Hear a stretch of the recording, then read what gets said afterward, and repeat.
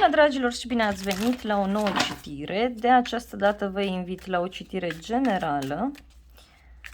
Dacă titlul v-a atras, înseamnă că aveți aici cu siguranță mesaje pentru dumneavoastră.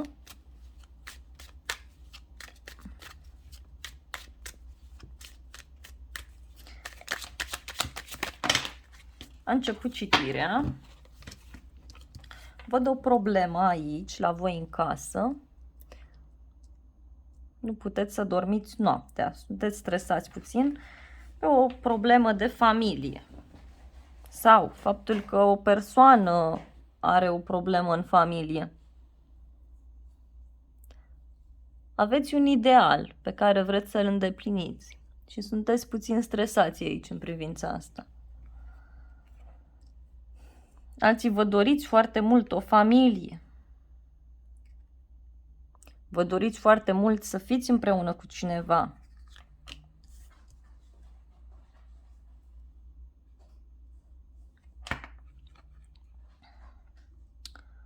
Văd un bărbat foarte iubitor, care ține foarte mult la ideea aceasta de iubire, căruia îi place foarte mult să consume lichide, este o persoană sensibilă, care, nu știu, ori merge mereu prin locuri cu apă, ori este o persoană care călătorește mult pe ape, nu știu, sau stă lângă o apă. O decizie văd aici care se ia pentru voi din partea unei instituții publice sau din partea autorităților în alte cazuri și care poate avea legătură cu vindecarea voastră, cu zona medicală. Totuși, văd că cineva stă aici și abia așteaptă să se întâlnească cu dumneavoastră. Abia așteaptă să acționeze. Parcă stă și așteaptă momentul potrivit. Văd pe cineva care se gândește foarte mult la voi. Este o persoană foarte sigură pe ea, care are niște reguli foarte bine puse la punct. Poate să fie vorba de aceeași persoană, dar dacă e așa, este o persoană care este supusă în familie, dar conduce la locul de muncă. Iarăși, dragii mei, cineva văd că evită să ia o decizie, cineva cântărește foarte mult anumite informații pe care le are, anumite secrete pe care le deține. Poate sunteți o persoană, văd aici dacă sunteți femeie, posibil să vă ocupați cu două lucruri în același timp sau să vă împărțiți timpul într-un mod egal între casă și muncă, între viața privată și viața publică.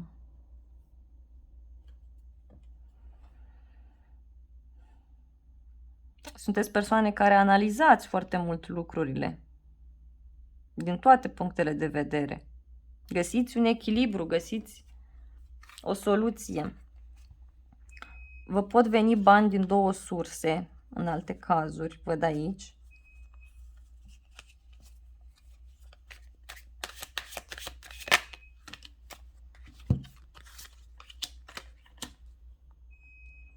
Ok.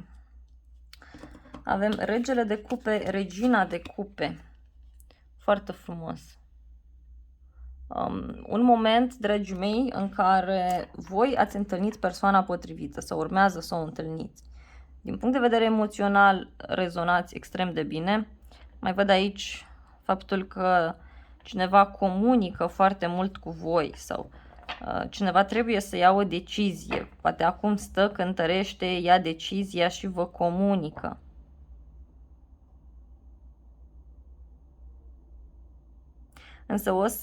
Însă această decizie în final o să fie la voi, dar văd că se clarifică aici lucrurile în momentul în care voi ori avansați la locul de muncă, ori deveniți mai spirituali, ori creșteți din punct de vedere informațional. Este clar acest aspect de suflete pereche aici, e adevărat, însă este o relație în care lucrurile nu prea funcționează, da? Sau sunt destul de apăsătoare. Dacă discutăm despre zona voastră profesională, aici se vede clar faptul că aveți un ideal în minte și că un bărbat vă sprijină, vă ajută sau un cuplu. Poate persoana iubită, un frate, o soră, un prieten. Și văd că ori dați un telefon, sunați pe cineva, nu știu, sunați la o instituție și așteptați un răspuns sau urmează să fiți sunați de acolo.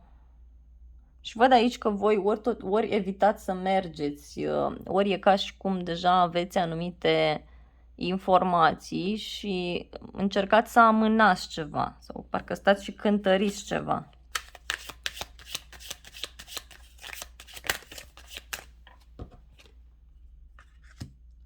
Unii văd că lucrați de acasă sau puteți să vă ocupați în această perioadă de a construi ceva în casă, de a repara ceva în casă, de a face lucrurile să funcționeze. Văd o nouă pasiune care se naște, un nou început, o eventuală nouă sursă de venit pentru alții dintre voi.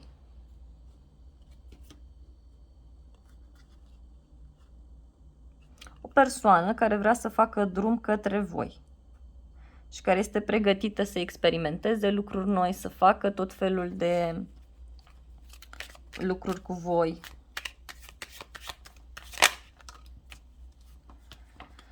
Ok, cei mai mulți dintre voi sunteți într-o perioadă de nou început. Ori vă vin tot felul de idei și aveți impresia că ați luat-o voi razna, dar nu e așa, totul este foarte bine.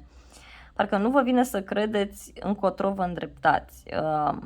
Urmează o perioadă extrem de frumoasă pentru voi, indiferent că e vorba de o relație sau de un loc de muncă.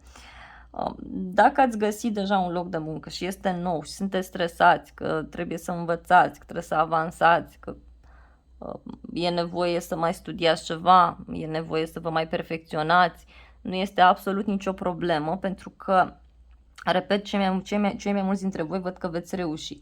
Dacă e vorba de dragoste, văd că simțiți nevoia să fiți mai liberi, simțiți nevoia să începeți o relație nouă alții. Poate chiar ați cunoscut pe cineva, dar încă sunteți în dubii, încă nu prea știți ce să faceți.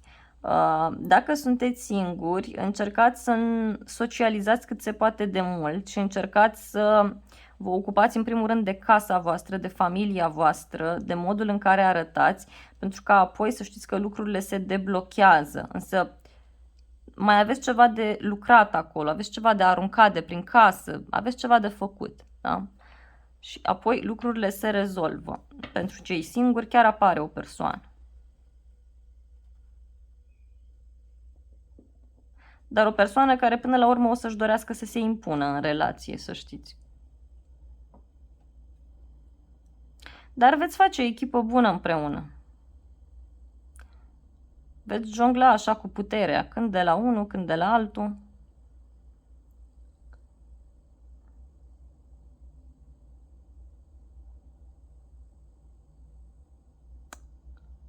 Dacă ați început o relație acum ceva timp, lucrurile au mers bine, ați fost uniți de anumite treburi pe care le-ați făcut în casă sau pentru familie. Acum văd că lucrurile sunt ok, dar, repet, această relație totuși este destul de ciudată cum va evolua pentru cei mai mulți dintre voi. La un moment dat, voi va trebui să vă gândiți foarte serios aici, să luați o decizie.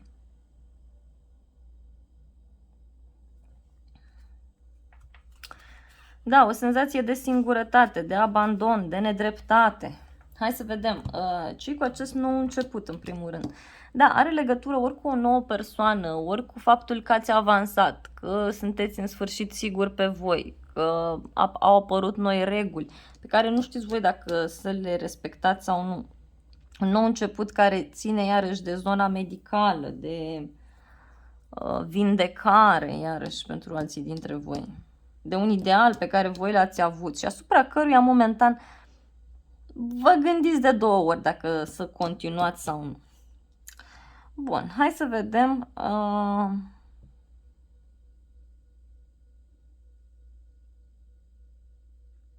Idealul vostru. Idealul vostru este aproape. Este aproape, însă se cere aici să vă maturizați din punct de vedere emoțional și îmi vine să vă spun că ar trebui să începeți prin a rezolva anumite probleme pe care le aveți în familie, în casă, într-o căsnicie, nu știu.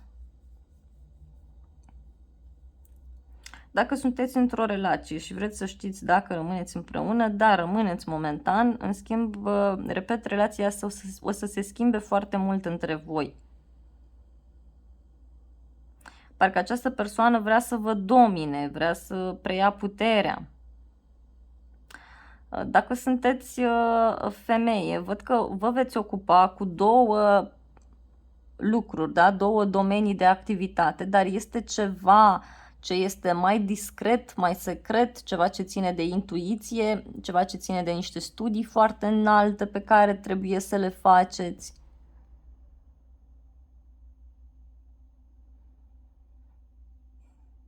Și parcă totul este așa ca o nebunie, da? Ca o nebunie. Are legătură cu ideea aceasta de a comunica, de a vindeca. Bun, haideți să vedem zodiile implicate. Aici, dragii mei, se văd clar zodii de apă foarte puternic. Rac, Scorpion, Pești, Berbec, Gemeni, Balanță, Vărsător, Taur, Fecioară, Capricorn, Leu, Săgetător și cam atât, da? Dar nu e neapărat nevoie să aveți legătură cu unul dintre aceste semne zodiacale. Dragii mei, aceasta a fost citirea voastră de această dată. Eu vă mulțumesc frumos pentru vizionare, vă iubesc, vă îmbrățișez cu drag pe toți. Nu uitați să vă abonați canalului, să apăsați butonul de like și vă invit cu drag la o altă citire dacă vreți să mai vizionați.